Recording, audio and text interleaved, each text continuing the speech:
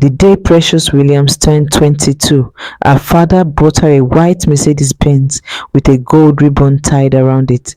She looked at it, then looked at him. "Daddy, this is last year's model." Chief Emmanuel Williams laughed, not because it was funny, but because he didn't know what else to do with a daughter like this. Precious was the only child of the wealthiest man in Lagos. 5 houses, 3 companies, a name that opened doors before you even knocked. And she knew it. She wore it like armor every single day. At the mall, she walked like the floor belonged to her. At restaurants, she sent food back just to remind the waiter who she was. At home, she never once said good morning to Ada, the housekeeper who had worked for their family for 11 years. Not once. "She's a maid," Precious once told her friend Tolu. "What exactly am I supposed to say to her?" Her father watched all of this quietly. He had grown up with nothing, selling groundnuts outside Ojuelegba at age 9, hawking water at bus stops, sleeping 3 brothers to 1 mattress. Every kobo he had carried with his 2 hands. He tried to tell Precious this. "The world is not like this, my daughter. Not everyone was given what you were given. Humility is not weakness." Precious would smile, nod, and the very next day, she would walk past Ada without blinking. It was a Tuesday morning when everything changed. Precious had embarrassed Ada in front of guests, screaming at her over a slightly warm glass of juice, pointing her finger in the old woman's face while her friends recorded it, laughing. Chief William stood at the top of the stairs. He watched the whole thing, and something in him went very, very quiet. That evening, he called Precious into his study. No shouting, no long speech. He simply placed a small envelope on the table and slid it toward her. She opened it. Inside was 50,000 naira, a phone, and a folded piece of paper with an address she didn't recognize. "Daddy, what is this?" "Your new life," he said calmly. "For the next 6 months, you will live at that address. No driver, no card, no name, just Precious. Not Precious Williams." She laughed. Surely he was joking. He stood up, walked to the door, and opened it. "Your bags are already packed." She screamed, she cried, she threatened. Chief Williams did not move. "I am not punishing you, my daughter," he said softly. And for the first time, she saw something wet in his eyes. "I am trying to save you before the world does it for me, and the world will not be as gentle." The gate closed behind her at 7:43 p.m. Precious Williams, who had never once taken a bus, cooked her own food, or spoken to someone she considered beneath her, stood alone on a street she didn't know, with 50,000 naira, and no idea what came next. The apartment was on the 3rd floor of a building that smelled like old paint and someone else's cooking. Room 7, 1 window, 1 bed, a ceiling fan that wobbled like it was reconsidering its life choices. Precious stood in the doorway and did not move for a full minute. Then she laughed. A short, sharp laugh, the kind that isn't funny at all. This must be a joke, but she had nowhere else to go. She lasted 2 days on the bed before hunger became louder than pride. 50,000 naira sounds like money until you have never had to count it before. Until you realize that the sandals she'd left behind cost 3 times that. Until the woman downstairs, a round, cheerful woman named Mami Bisi, knocked on her door with a small plate of rice, and Precious almost cried looking at it. She didn't say thank you, old habits, but she ate every grain. It was Mama Bisi who told her about the restaurant job. "My sister's place, not far. She needs someone to take orders, clean tables. You look like you need something to do." Precious opened her mouth to say, "Do you know whose daughter I am?" "You are no longer Precious Williams. You are only Precious." "Fine, send me the address." The restaurant was called Mama K's Kitchen. It was not what she imagined. She had pictured white tablecloths, air conditioning, the kind of place she used to breeze into and send food back at.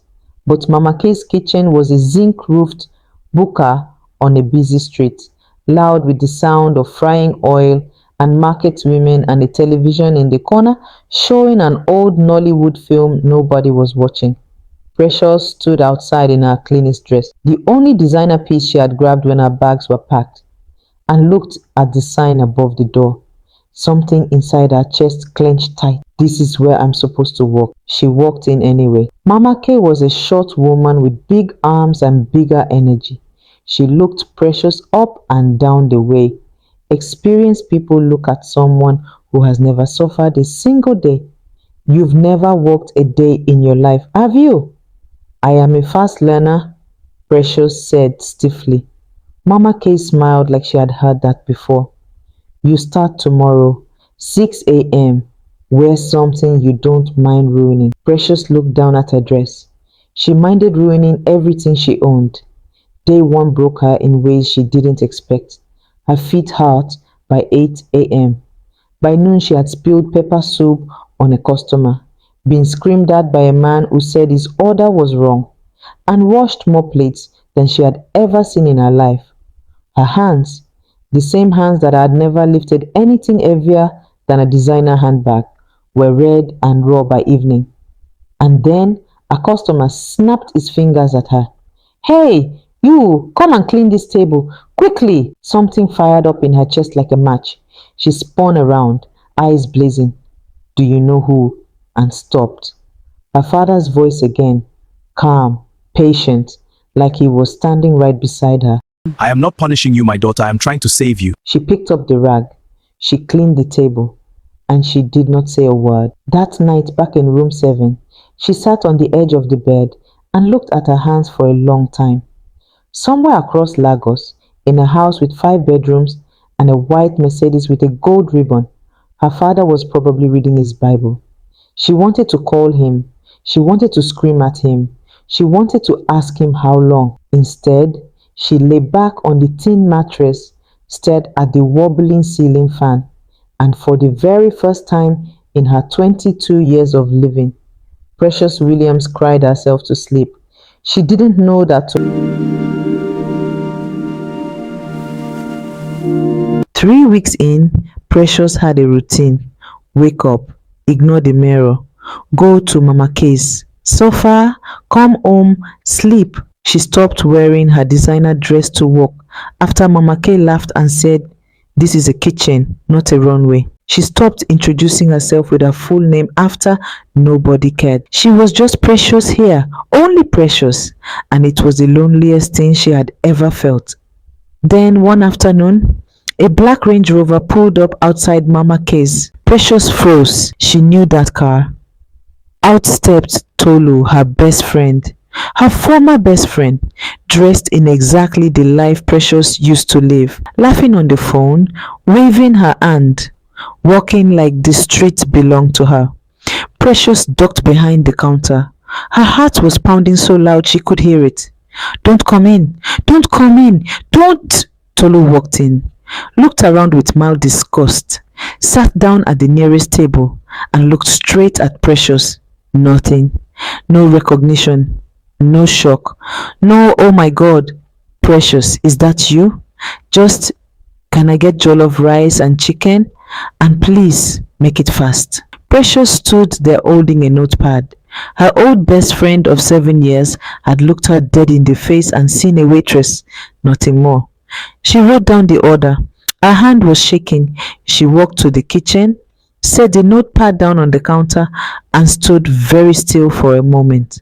So this is who I was, she thought. Someone who looked at people and saw nothing. For the first time, it didn't feel like power. It felt like blindness. Tolu left without leaving a tip. Precious watched the Range Rover disappear into traffic. Then she picked up her phone and scrolled to her father's number. Her thumb hovered over the call button for a long time. She put the phone back in her pocket. Not yet, she told herself. Not yet. But something inside her, something hard and old and heavy, had cracked open just a little. She just didn't know that the final break was coming, and it would come from the last person she ever expected. She was thinking about Tolu when it happened, walking, not seeing, her mind somewhere far away, replaying every face she had ever dismissed, Every name she had never bothered to learn. Every person she had looked through like glass. Ada, the housekeeper. 11 years. She didn't even know Ada's last name. The traffic lights turned green. Precious didn't notice. The impact was sudden and total, then darkness. She woke up to white ceilings and a smell that was sharp and clean. Her head was heavy. Her body felt borrowed. A nurse was adjusting something near her arm when Precious turned and saw her father, Chief Emmanuel Williams, the strongest man she knew, sitting in a plastic hospital chair with his tie loosened and his eyes red, crying. Daddy, his head snapped up. He was beside her in 2 steps, his big hand, the same hands that had carried groundnuts as a boy, that had built everything she had ever taken for granted, wrapped around hers. He couldn't speak, so she spoke first. Daddy, I'm sorry. Daddy, I'm sorry. Tolu looked at me and didn't even see me. And I realized that's exactly the way I see people. My whole life. She was crying now, properly, no performance. And Ada, I never even said good morning to her. Not once. I was blind. I thought sending you away would break your pride, but I didn't think it would break you. I almost lost you. She gripped his hand tighter. You didn't lose me, Daddy. You found me. He brought her home 2 weeks later. The first thing Precious did when she walked through the door, before she touched her bedroom, before she changed her clothes, before anything, was find Ada in the kitchen. The old woman turned, surprised. Precious looked at her for a long moment. Then she said, quietly and clearly, Ada, I'm sorry for all of it. Ada blinked, then smiled slow and warm, the way only someone who has been patient a very long time can smile. Welcome home, Precious. Chief Williams watched from the doorway, and for the first time in years, he smiled the way he used to, back when he was a boy with nothing, who somehow always believed that people could be good. His daughter had finally found what money could never buy, and she wore it better than anything she had ever owned.